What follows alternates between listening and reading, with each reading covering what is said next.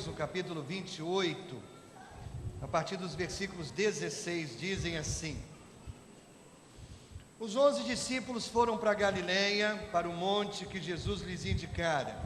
Quando o viram, o adoraram, mas alguns duvidaram. Então Jesus aproximou-se deles e disse: Foi-me dada toda a autoridade nos céus e na terra. Portanto, vão e façam discípulos de todas as nações, batizando-os em nome do Pai, e do Filho, e do Espírito Santo, ensinando-os a obedecer a tudo o que eu lhes ordenei, e eu estarei sempre com vocês até o fim dos tempos. Irmãos, hoje nós realizamos batismo, e nós nos alegramos com a chegada desses novos membros à nossa igreja. Como eu expliquei há pouco, o batismo é uma das portas de entrada, a principal porta de entrada, não a única, mas a principal porta de entrada para uma igreja batista, para uma pessoa se tornar membro da igreja batista. Espiritualmente falando, o batismo, ele é um símbolo do que acontece na vida espiritual. O batismo simboliza morte e ressurreição. Quando a pessoa é levada para dentro das águas, isso simboliza que ela está morrendo e sendo sepultada para a vida segundo os valores do mundo, a vida segundo as coisas do mundo. E quando ela é retirada das águas, é um símbolo de que ela está ressurgindo agora para uma nova vida, agora sim, segundo os preceitos e valores do Evangelho, do cristianismo, do nosso Senhor Jesus Cristo. Isso é um símbolo, o símbolo do batismo. O batismo simboliza algo que já aconteceu na vida espiritual de todas essas pessoas, na caminhada espiritual de todas essas pessoas. Mas o batismo também simboliza identificação. Identificação. Quando nós nos batizamos, estamos nos identificando com algumas coisas, estamos identificando a nossa vida, estamos atrelando a nossa vida a algumas coisas. Batismo é identificação. Identificação com o quê? Bom, com pelo menos 3 coisas. A pessoa que se batiza, ela está se identificando primeiro com um corpo de doutrinas. Veja bem, toda religião ou toda igreja tem o seu corpo de doutrinas. As doutrinas extraídas, evidentemente, ou principalmente, da palavra de Deus. E quando a pessoa então toma a decisão de se batizar em uma igreja, ela está se identificando com aquele corpo de doutrinas. Aqui em nossa igreja, nós não batizamos ninguém que não tenha passado pelo menos por um dos cursos da nossa igreja que explica a base da nossa doutrina. Um dos cursos principais é o Faça Parte da Família. Através desse curso nós explicamos não só a nossa história, a nossa estrutura, mas também aquilo que nós cremos. Você nunca deveria se filiar a uma igreja sem conhecer as doutrinas básicas dessa igreja. Porque ao conhecer as doutrinas básicas dessa igreja, você pode tomar a decisão consciente de se filiar ou não a essa igreja. E nós queremos que as pessoas, ao se filiarem aqui, ao se tornarem membros dessa igreja, ao se decidirem pelo batismo, elas estejam conscientes de que nós adotamos um corpo de doutrinas baseados na palavra de Deus. Nós somos biblistas, nós somos a favor de que as doutrinas de uma igreja devam ser baseadas única e exclusivamente na palavra de Deus. Quando as pessoas se batizam, elas estão se identificando com um corpo de doutrinas da sua igreja. Segundo, quando uma pessoa se batiza, ela está se identificando com a igreja. Queridos, existe a igreja universal, não a igreja universal Reino de Deus, mas a igreja de Jesus Cristo, a igreja universal de Jesus Cristo, a igreja espalhada pelo mundo. Essa é a igreja universal de Jesus Cristo. Ela está presente em várias ou na maioria das nações. ela está em várias culturas, em várias civilizações, ela faz parte da história de muitas nações e de muitos povos. É a Igreja Universal de Jesus Cristo, é a igreja cristã presente no mundo, mas existe também a igreja local. E Deus pretende, deseja que a igreja local seja o grupo de pessoas com o qual nós nos identificamos. É a nossa família espiritual. Quando nós nascemos fisicamente, nós não temos condições de escolher a família a qual nós vamos pertencer. Não escolhemos o nosso pai, não escolhemos a nossa mãe, isso não pertence a nós. Mas quando nós nos filiamos a uma igreja, isso é escolha nossa, escolha nossa. Nós entendemos e nos identificamos com um grupo que chamamos de igreja, nossa família espiritual, e desejamos então fazer parte, desejamos então nos tornar membros, escolhemos voluntariamente nos tornar membros de uma igreja. Quando vocês se batizaram, foram batizados agora há pouco, a igreja estava dizendo para cada um de vocês: olha, agora você é um dos nossos. E quando vocês se batizaram, vocês estavam dizendo: eu voluntariamente escolhi ser um de vocês. É por isso que a igreja não batiza crianças. A criança não tem o poder da escolha consciente, da escolha livre. Por isso nós não batizamos criança.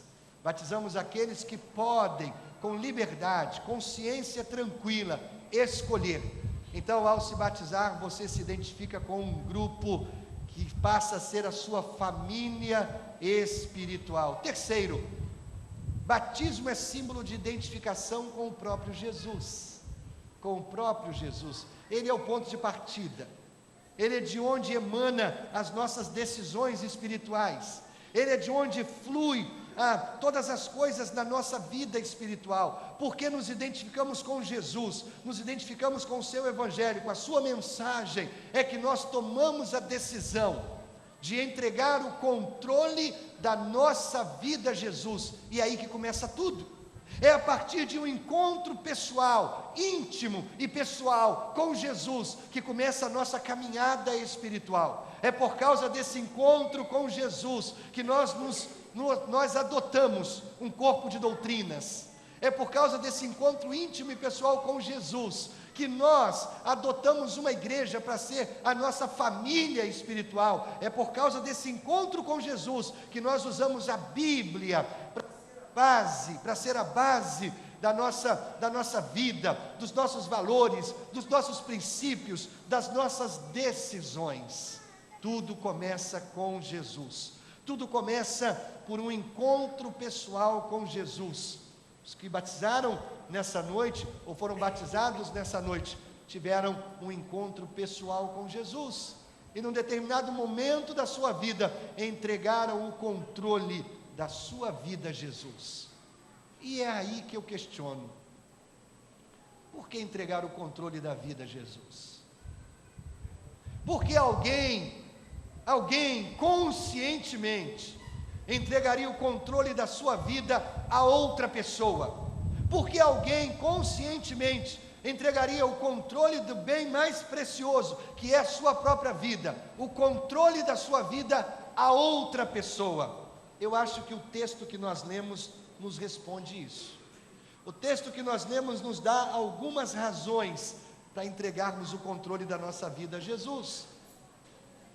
Porque entregar o controle da vida a Jesus e se batizar e se tornar membro de uma igreja, em primeiro lugar, nós entregamos o controle da nossa vida a Jesus, porque encontramos em Jesus companhia perfeita.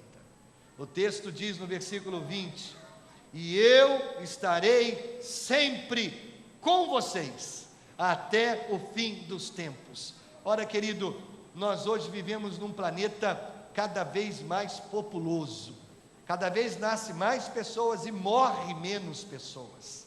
Na verdade, nós estamos vivendo um boom, uma explosão populacional. Nós sentimos isso no trânsito da nossa pequena cidade, como o trânsito tem se tornado cada vez mais caótico.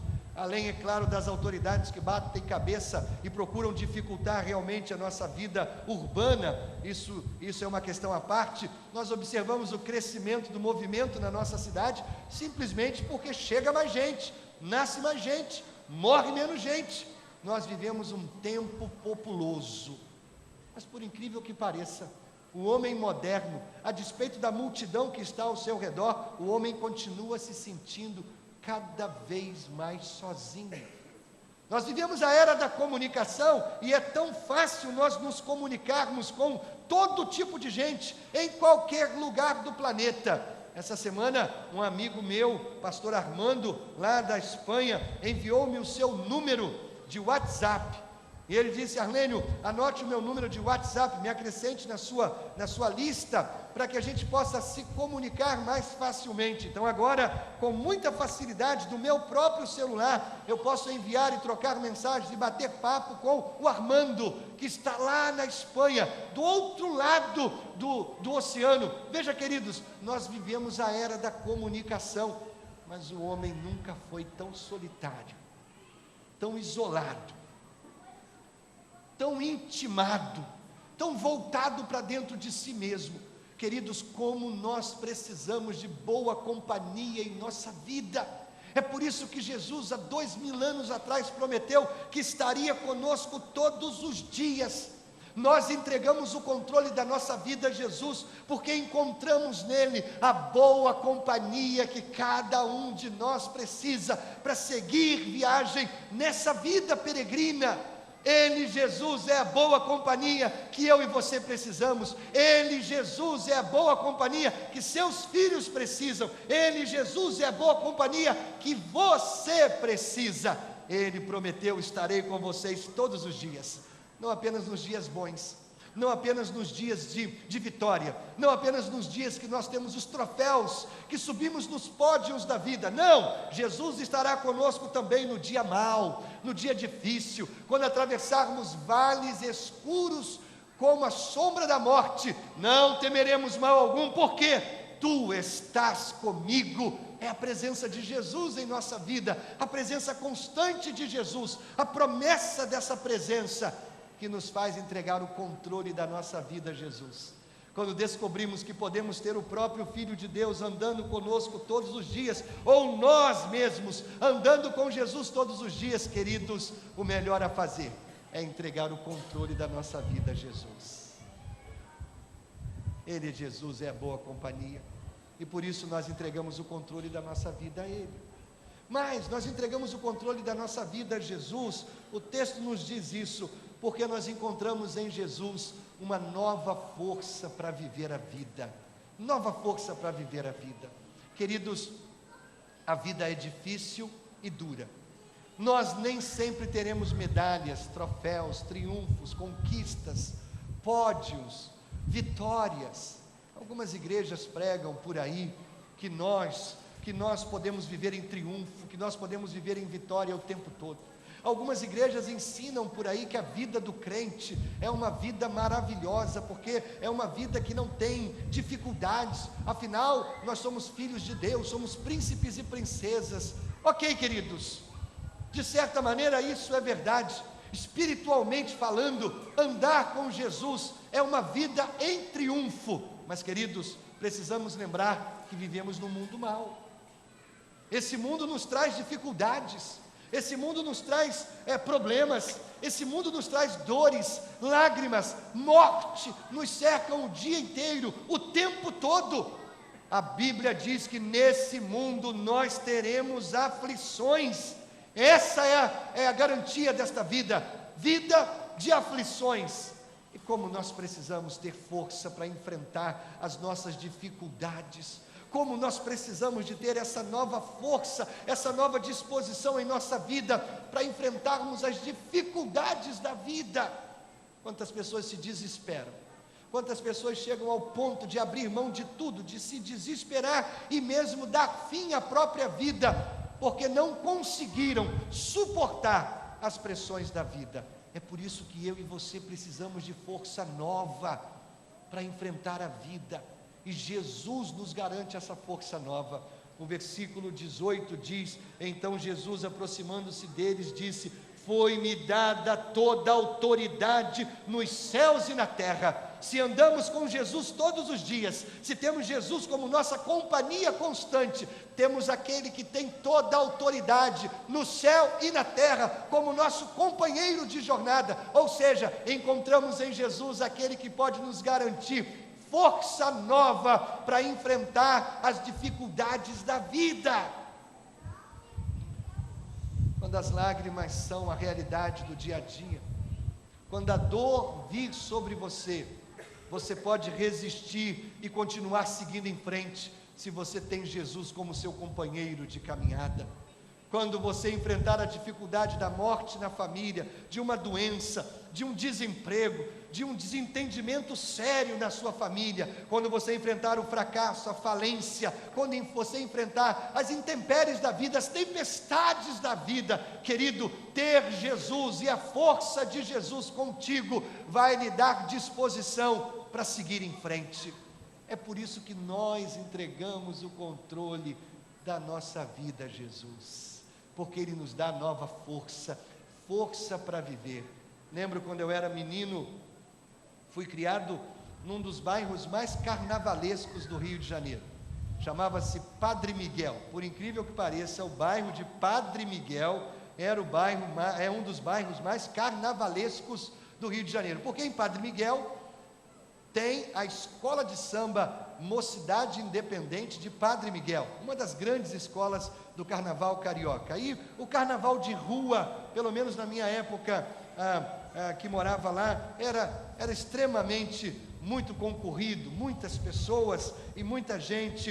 E eu lembro que tinha aquele grupo que gostava de se fantasiar de monstros para assustar as crianças, e eu era uma das crianças assustadas. Chegava na época do carnaval, eu tinha medo de sair às ruas, tinha medo dos carrascos, tinha medo dos bate-bolas, né? Tinha medo desses mascarados, eu tinha medo e não saía sozinho na rua.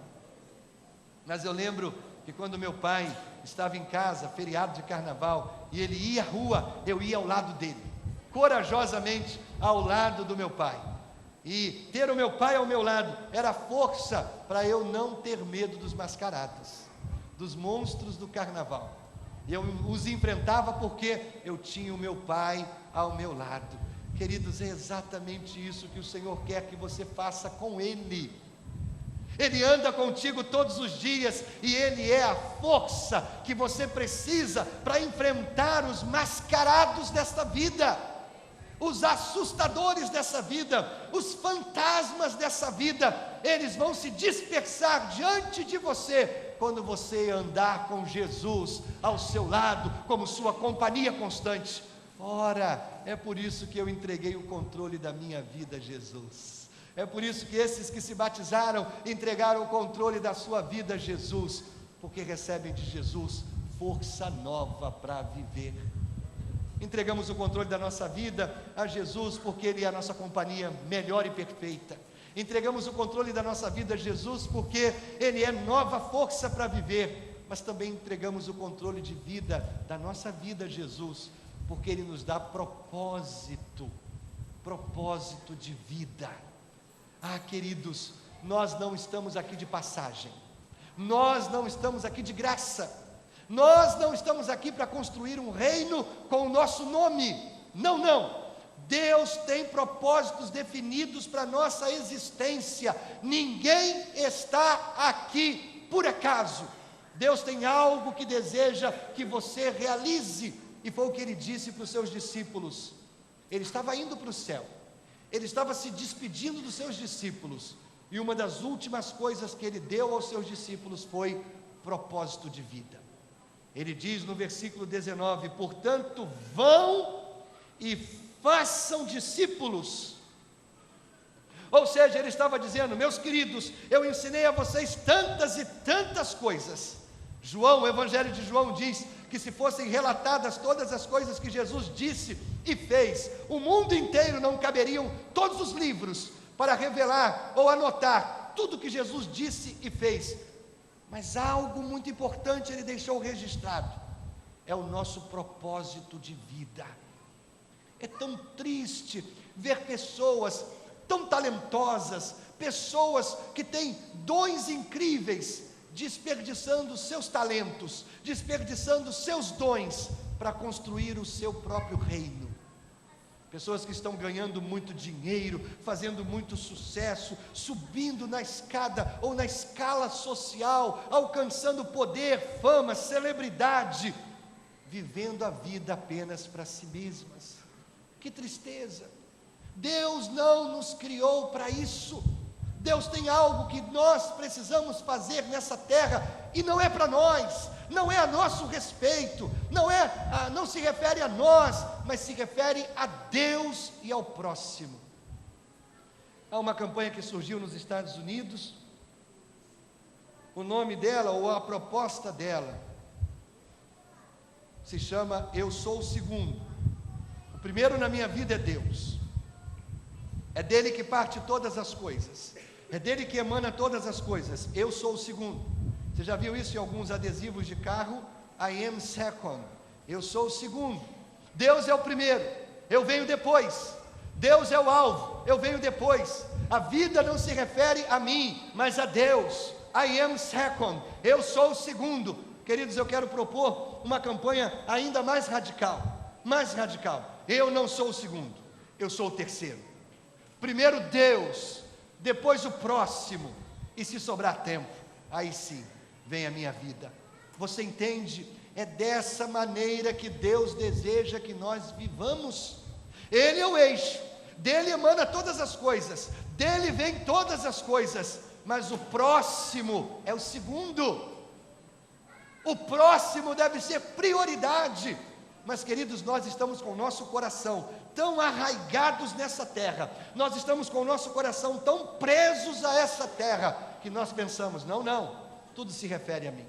Na verdade, Deus vem depois, primeiro eu, depois Deus, depois, se sobrar tempo, o próximo.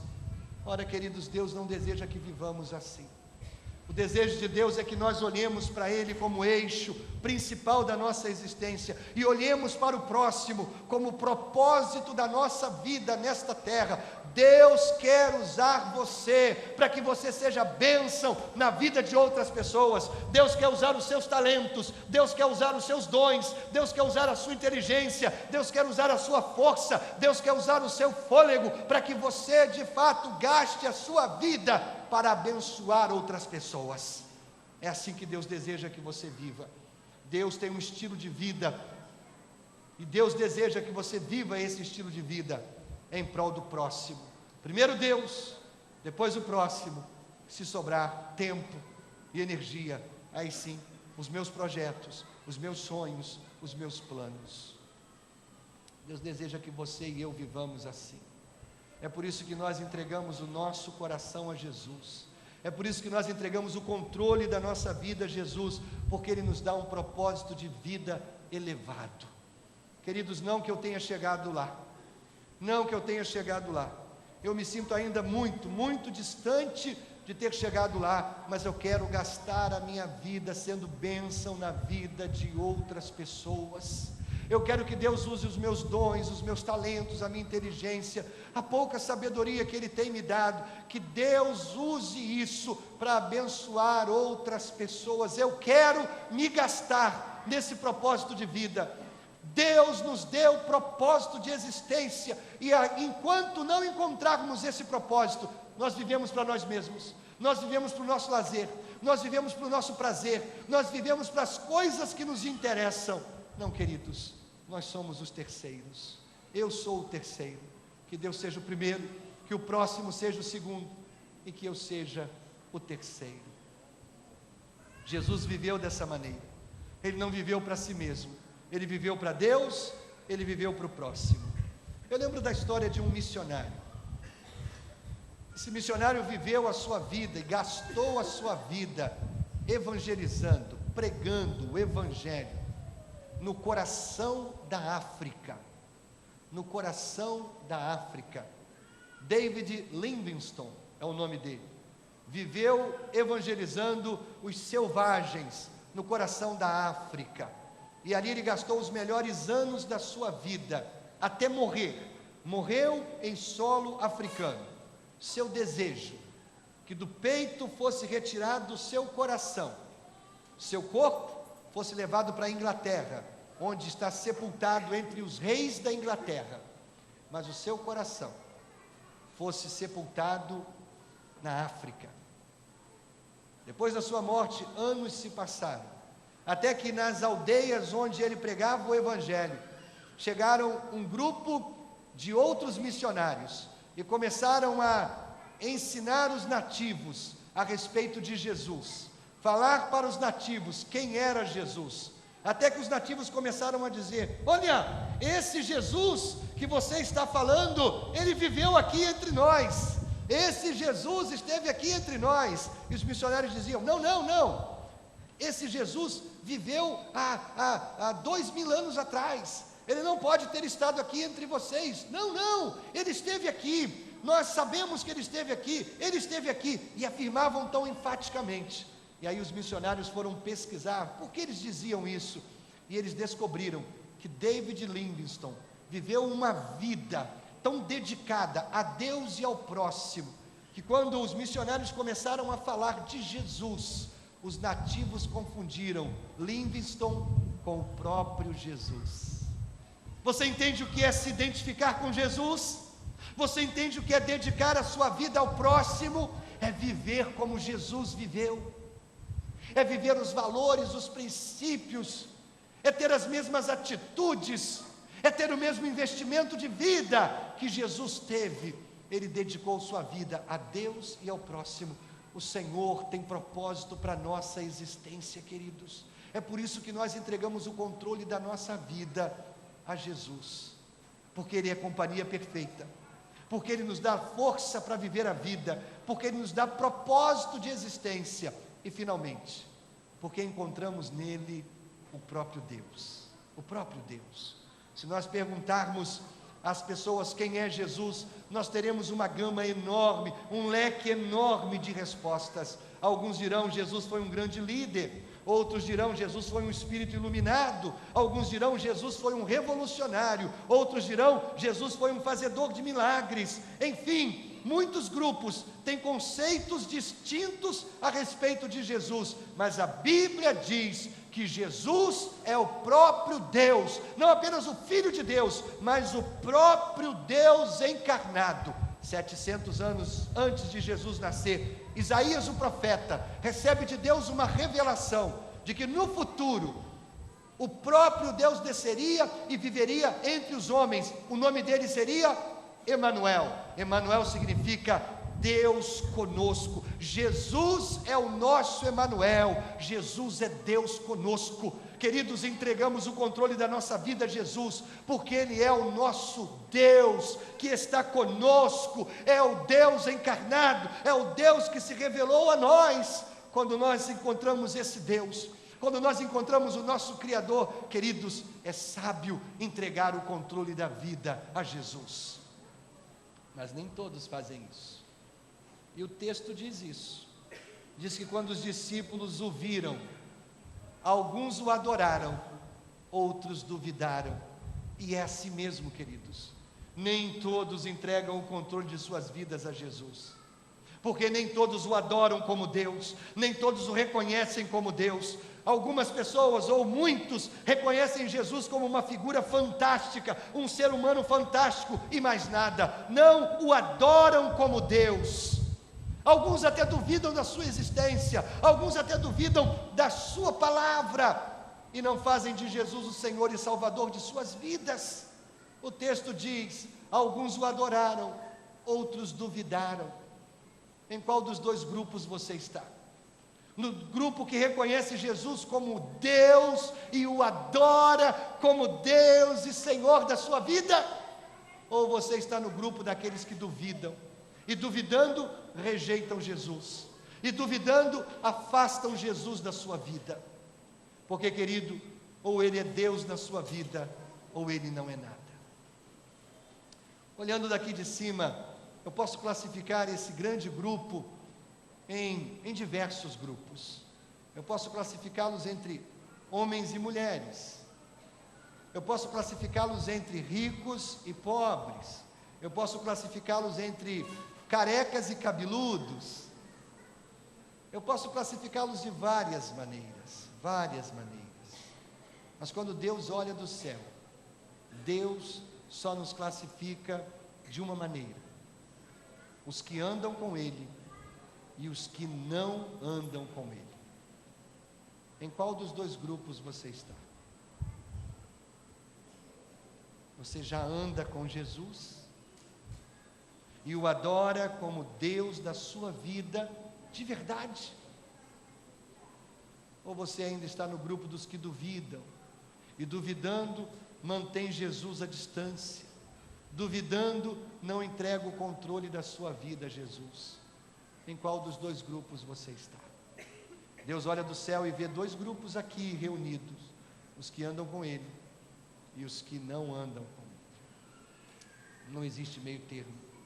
Ou você está com Jesus e o adora como Rei, e o adora como Deus, e entrega o controle da sua vida a Ele, ou você não está com Jesus e você ainda controla a sua vida, e você ainda anda por conta da sua própria cabeça, toma suas próprias decisões, faz a sua própria vontade. Qual dos dois grupos? Os que se batizaram nessa noite, um dia, no passado muito recente, entregaram o controle de suas vidas a Jesus, e passaram do grupo dos que duvidam, dos que rejeitam, para o grupo dos que adoram, dos que andam com o Senhor e o têm como Deus das suas vidas. Por que não batizamos crianças? Eu já disse, porque criança não pode tomar essa decisão. Essa é uma decisão que o homem precisa tomar de maneira consciente, de maneira livre, de maneira plena.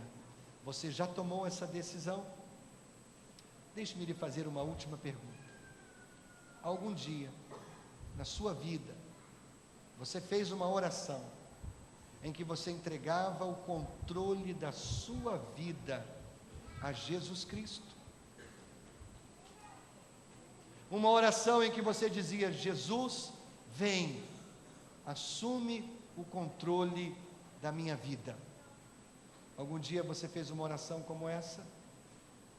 Se você nunca fez uma oração como essa, eu convido você nessa noite a abrir o seu coração, não duvidar, não rejeitar mais, mas permitir que Jesus entre na sua vida, faça a agenda da sua vida, seja o seu companheiro, seja a força nova para viver, seja aquele que vai lhe dar propósito de vida, ou seja o Deus da sua vida. Você deseja isso? Abre seu coração para Jesus, e a melhor parte da sua vida vai começar aqui, agora, nesse momento. Curve a cabeça, feche seus olhos. Pastor, eu quero isso. Pastor, eu preciso disso. O que eu devo fazer, pastor? Querido, eu vou te ajudar. Eu vou fazer uma oração, e eu quero que você a repita comigo, palavra por palavra. Essa oração eu vou ajudar você a entregar o controle da sua vida a Jesus. Não há nada de mágico, não há nenhuma palavra mágica. É uma oração que eu faço todo domingo aqui na igreja, ajudando pessoas como você a entregar o controle da sua vida a Jesus. Repita palavra por palavra. Eu vou orar pausadamente, e você vai repetir palavra por palavra dessa oração, silenciosamente. A pessoa que está ao seu lado, atrás, na frente, elas não precisam orar. Você vai repetir as palavras na sua mente, no seu coração, mas você fará isso com fé, com fé. Você deseja que Jesus assuma o controle daqui para frente? Você está tomando essa decisão consciente? Então ore comigo a oração que eu vou fazer. Senhor Jesus, acabo de compreender o quanto preciso de Ti. Por isso, nessa noite, eu abro o meu coração e a Ti entrego o controle da minha vida. Perdoe o tempo que andei por conta própria. De hoje em diante, quero andar contigo, viver para ti, tê-lo como minha companhia perfeita, receber força para viver, cumprir os teus propósitos e tê-lo como Deus da minha vida. Jesus, quando eu morrer, abre a porta do céu, deixa-me entrar e viver eternamente na tua presença. Cabeça curvada, os olhos fechados. Você fez comigo essa oração? Seja você quem for, membro desta igreja, membro de outra igreja, nosso amigo convidado, se essa é a primeira vez que você está fazendo esta oração, todos estão com a cabeça curvada e os olhos fechados. Você fez comigo essa oração, eu quero muito orar por você, por você. Você orou comigo, agora eu quero orar por você. Também você da internet, se você está tomando a decisão de entregar o seu coração a Jesus, esse é o seu momento, esse é o seu momento, eu também quero orar por você. Você que está aqui comigo, você está tomando essa decisão, você orou comigo, levante uma das mãos aí onde você está, rapidamente, eu quero orar por você, rapidamente. Deus abençoe você, bem alto, levante sua mão, Deus abençoe você também, permaneça com a mão levantada, lá na galeria, Deus abençoe você, você também, eu estou vendo, você também, estou vendo, bem alto, permaneça com a mão levantada, isso, por favor. Aqui embaixo, mais alguém? Bem alto, levante a sua mão, eu quero orar por você. Deus abençoe, estou vendo você, querido, isso, estou vendo você. Mais alguém? Lá na galeria, bem alto, permaneça com a mão levantada. Meu irmão, minha irmã, alguém pertinho de você com a mão levantada? Você poderia colocar a mão no ombro dele, a mão no ombro dela? Olha para frente, olha para o lado, olha para trás. Se você precisar, pode sair do seu lugar e ir ao encontro dessa pessoa. Me ajude, tem algumas pessoas com a mão levantada. Ninguém sozinho nessa hora, por favor, ninguém sozinho. Vamos orar por essas pessoas. Pai, quero colocar essas vidas preciosas em tuas mãos. Eu sei que o Senhor as conhece, sei que o Senhor as ama, e quero pedir a tua bênção para cada uma delas. Segura em suas mãos, Senhor, por favor, segura em suas mãos, dá-lhes a tua bênção, a tua graça. Escreve o nome dessas pessoas no livro da vida, o livro que a Bíblia diz haver no céu, que registra aquelas pessoas que andam contigo. Dá a tua bênção, meu Pai, por favor, e ajude-as a viver para ti e cumprir os teus propósitos, em nome e por amor de Jesus, o nosso Senhor. Amém, igreja? Amém. Deus abençoe todos vocês.